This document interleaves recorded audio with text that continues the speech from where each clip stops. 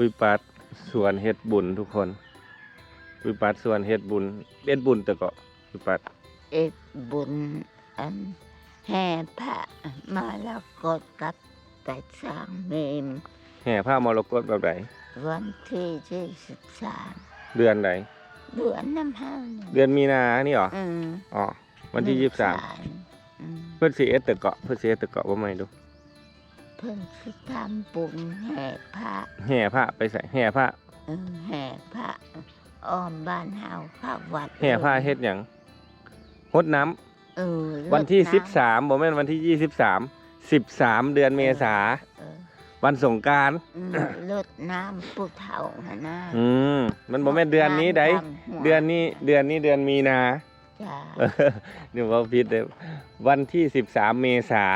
เพิ่นสิแห่พระแล้วก็เพิ่นรวบรวมปัจจัยไปสร้างเมนหมู่บ้านนะครับเพราะว่าหมู่บ้านนี้ยังบ่ได้มีเมนก็คือตอนนี้อุ้ยปัดเนี่ยก็คือเป็นตัวแทนผมไปมือนึงนี่มือนึงเพื่อกับไปของเจ้าของหรอ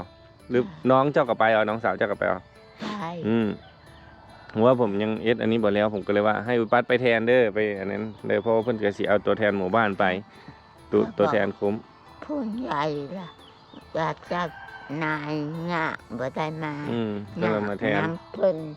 เอสงานเอสฟานเพิ่นเอสลานอันน้ำปั่นน้ำหวานก็เลยให้อุปัสมาแทนวันนี้เพื่อนก็เลยมาบอกบุญต่อไว้ทุกคนคือตอนนี้ไปแห่แต่ละหมู่บ้านเนาะเพื่อที่สิรวบรวมปัจจัยมาแล้วก็มาเอสบุญสร้างเมนแต่ว่าก็น่าจะแล้วหรือบ่แล้วผมก็บ่รู้เนี่ยก็คือเฮาก็สมทบไปทุกปีวันนี้เพื่อนก็มาบอกบุญทุกคนถ้าผู้ใดอยากร่วมบุญกับอุปัสนะครับสามารถร่วมผ่านทางเพจได้เลยนะเดี๋ยวผมสิรวบรวมรายชื่อแล้วก็สิไปมอบให้หมู่บ้านให้วิปัสนี่แหละไปมอบให้เนื้อแล้วก็มาร่วมบุญนำกันทำบุญนำกันว่าไปเฮ็ดบุญสร้างเมนนะวิปัสนะทุกคนก็ถือว่าเป็นมหากุศลเป็นบุญใหญ่เนาะเพราะว่าสร้างเมนคือโอกาสก็มีแหละเนาะถ้าผู้ใดอยากแสวงหาอยากทำบุญนี้นะแต่ว่าบ้านเฮายังบ่มีเมนเนาะก็เลยหาเงินอีกทางนึงซอยหมู่บ้านอุยปัสเนาะอุยปัสเพิ่นเว้าเองเลยได้เพิ่นบอกว่าถ้าผู้ใดอยากทำบุญนะแล้วผมก็เลยมาถ่ายคลิปนำกลอีกรอบนึงนะแล้วบัดนี้มื้อนี้เขาเจ้าพักเพราะว่าอุยปัสไปแผ่เงินมา2มื้อล่ะบัดนี้ก็พักก็มื้ออื่นก็สิไปอีกเอาอุยปัสเนาะเขาเจ้าพักเพราะเพิ่นย่างนี่แบบเท่าใดหมู่บ้านเพิ่นก็ย่างได้นะแต่ผมไปย่างไปบ่ได้แล้วผมเป็นรองซ้ำอยู่เจ็บส้นน่องขนาดก็เลยให้ปาดไปแทนเพราะว่าเพิ่นแข็งแรงกว่าผมเลย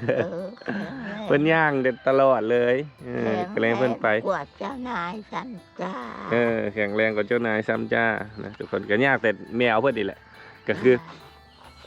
บุญอีกอันนึงนะถ้าผู้ใดอยากร่วมแบบซื้ออาหารแมวให้อุยปัสนะทุกคนก็สามารถที่สิร่วมได้นะครับนอกเหนือจากที่สิแบบซอยเฮ็ดเมนนะครับแล้วคลิปนี้ประมาณนี้นะครับทุกคนบ๊ายบายจ้าพระสิเมือเกลือแมวผมเอาเข้าอันเย็นให้นะครับให้เพื่อนเมือเกลือแมวจ้าไปบันนี้เมื่อเบิ่งเลยจักรยานเพื่อนกันยังแข็งแรงทนทานเลยเด้อใช้ดีเถอะเด้อลูกสาวเพื่อนซื้อให้แต่ว่าเพื่อนก็จักไปใส่แหละลูกสาวเพื่อนก็ได้เอาขับรถดีๆปัดไปแล้วทุกคน